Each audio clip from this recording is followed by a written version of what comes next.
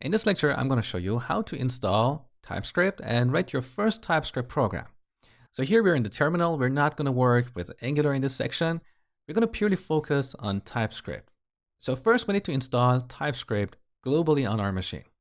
So npm install -g, which stands for global, TypeScript. And of course, if you're on Mac, you need to put sudo at the front. All right, beautiful.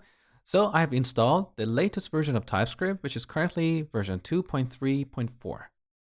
Now we can type tsc, which stands for TypeScript compiler -- version. Again, you can see that I'm running TypeScript 2.3.4.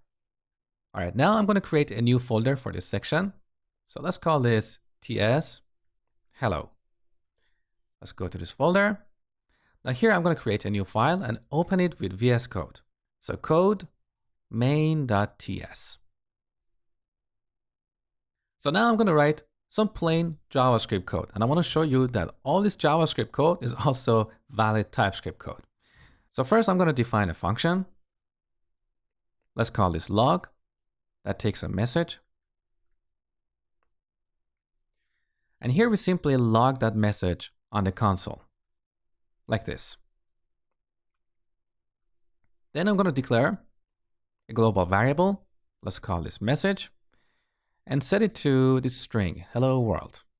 And finally call our log function, message. So this is just plain JavaScript code, right? Now save. Back in the terminal, we need to transpile this TypeScript file into JavaScript. So tsc, or TypeScript compiler main.ts. Now, if you look at the files in this folder, look, we have main.js and main.ts. Now, this transpilation or compilation step, when you're building an Angular app, happens under the hood. So you don't have to manually call the TypeScript compiler. In fact, when you run your application using ng-serve, Angular CLI calls TypeScript compiler under the hood to transpile all our TypeScript code. All right, now let's open our main.js file. So code main.js. So it's exactly the same code that we wrote, but now it's in a JavaScript file. So all JavaScript code is also valid TypeScript code.